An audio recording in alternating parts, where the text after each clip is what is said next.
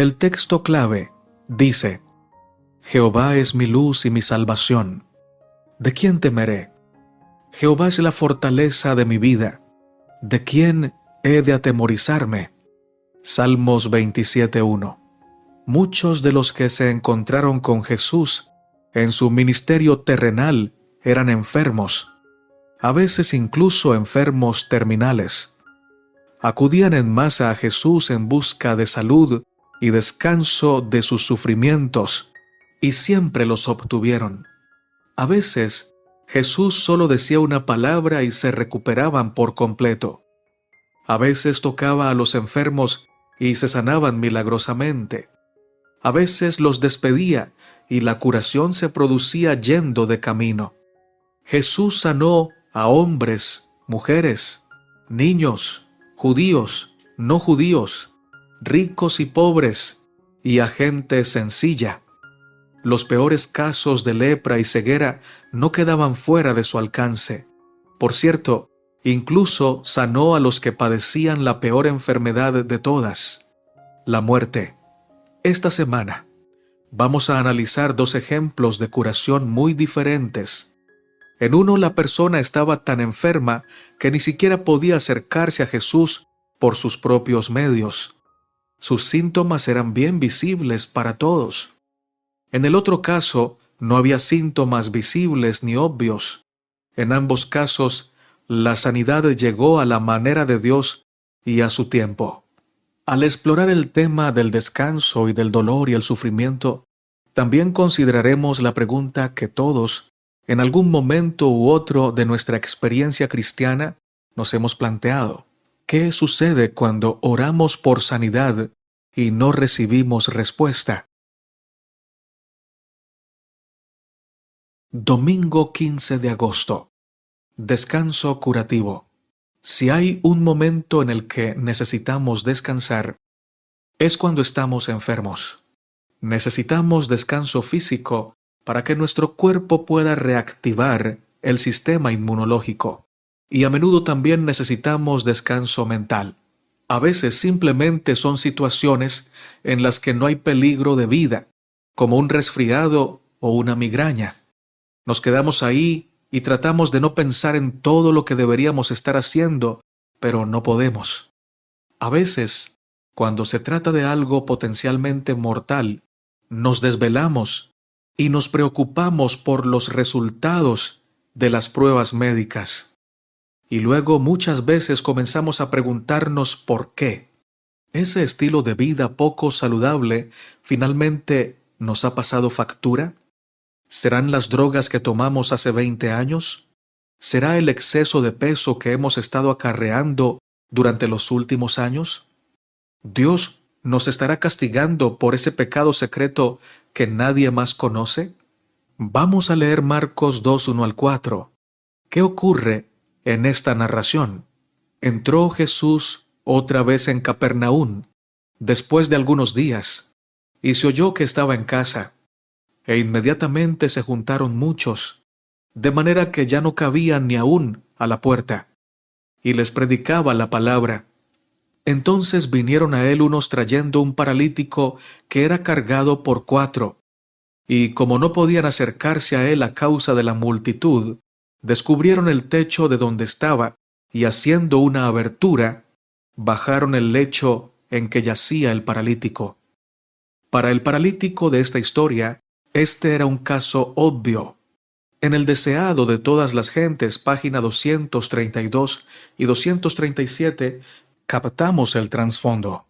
El paralítico había hecho algunas cosas de las que no estaba muy orgulloso. Su vida pecaminosa le causó esta enfermedad, y los expertos espirituales trazaron una línea directa de causa a efecto. Había acarreado esta enfermedad sobre sí por sus pecados y no había cura. Esta actitud puede ser muy común. Al parecer, muchas veces nos obsesionamos con quién lo hizo. Si se ha cometido algún delito, alguien debe pagarlo. Si hay algún accidente en alguna parte, hay que demandar a alguien. Pero echar la culpa a alguien no produce sanidad ni plenitud en el enfermo. El diseño original de Dios no incluía el dolor, la enfermedad, ni el sufrimiento. La enfermedad llegó a este planeta solo con la entrada del pecado. Por eso, Dios nos da pautas de salud para que podamos disfrutar de una mejor calidad de vida ahora. Pero, mientras estemos en este mundo enfermo de pecado, no habrá garantías de salud, aun cuando sigamos los principios de salud. Esto no quiere decir que seguir los principios de salud sea en vano.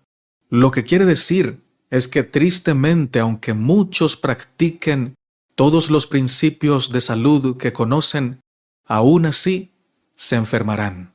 No será su culpa, y eso por supuesto les dará cierta paz. Sin embargo, podrán preguntarse, ¿cómo es que, aunque yo practico las leyes de la salud, me he enfermado? La respuesta es, vivimos en un mundo enfermo de pecado e injusto, donde hay justos tratados como injustos e injustos tratados como justos. En otras palabras, a los justos muchas veces les va mal y a muchos injustos muchas veces les va bien. Lo importante, finalmente, no es tener salud, sino tener a Cristo, vivir a conciencia. Y si aún así nos enfermamos, estar felices, porque si tenemos a Cristo, estaremos sanos por toda la eternidad, aunque por causa de las circunstancias tengamos que vivir unos años enfermos en esta tierra. Lo bueno es que Dios puede darnos descanso, ya sea que estemos enfermos o sanos, ya sea que nuestra enfermedad sea resultado de nuestras propias acciones o del descuido de otra persona, o de nuestros genes, o simplemente una consecuencia de vivir en este mundo pecaminoso.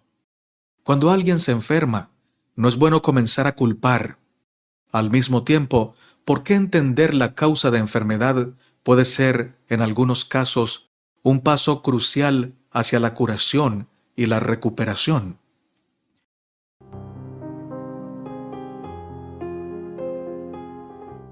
El Señor Jesucristo es el sanador por excelencia. La Biblia dice que Él vino a dar libertad a los cautivos, vista a los ciegos y sanidad a los enfermos. Mientras estuvo en esta tierra, muchos enfermos recibieron sanidad por su mano. La inspiración dice, había aldeas enteras donde no se oía un gemido de dolor en casa alguna, porque Él había pasado por ellas y sanado a todos sus enfermos. Su obra demostraba su divina unción. En cada acto de su vida revelaba amor, misericordia y compasión. Su corazón rebosaba de tierna simpatía por los hijos de los hombres. Tomó la naturaleza del hombre para poder simpatizar con sus necesidades. Los más pobres y humildes no tenían temor de allegársele. Aún los niñitos se sentían atraídos hacia él. Les gustaba subir a sus rodillas y contemplar ese rostro pensativo que irradiaba benignidad y amor. Jesús no suprimió una palabra de verdad, sino que profirió siempre la verdad con amor. El camino a Cristo, capítulo 1, párrafo 8. Sin embargo, también debemos decir que aunque el Señor podía sanar a todos, no los sanó a todos. Por ejemplo, en el estanque de Betesda solo uno recibió sanidad. En la tumba llamó a Lázaro por nombre propio y no resucitó a los otros muertos. ¿Por qué el Señor sana a unos y a otros no? Yo creo que Dios siempre sana a todos los que tienen fe y se allegan a Él, pero no siempre sana físicamente a todos, aunque todos tengamos fe y aunque todos acudamos a Él. Por lo menos no en esta tierra, porque en la eternidad todos estaremos sanos y habremos sido sanados por el Señor. Algunos de los hijos e hijas de Dios han muerto de una enfermedad persistente en este mundo, aunque oraron con fe. Sin embargo, murieron totalmente sanos del pecado. Y eso, mis hermanos, es sanidad plena. Gloria al Señor. Domingo 15 de agosto. Descanso curativo. Marcos 2, 3 al 5 nos dice: Entonces vinieron a él unos trayendo un paralítico, que era cargado por 4. Y como no podían acercarse a él a causa de la multitud, descubrieron el techo de donde estaba, y haciendo una abertura, bajaron el lecho en que yacía el paralítico. La ausencia de fe, la ausencia de conexión con Dios, trae cansancio. La desobediencia trae enfermedad y profunda tristeza. El pecado es la primera causa de la enfermedad. Ahora, esto no quiere decir que todos los que en este momento están enfermos lo están por causa de algún pecado específico que hayan cometido y que les haya traído ese padecimiento. Hay no pocos hijos e hijas de Dios que viven de acuerdo al plan de Dios y aún así se enferman.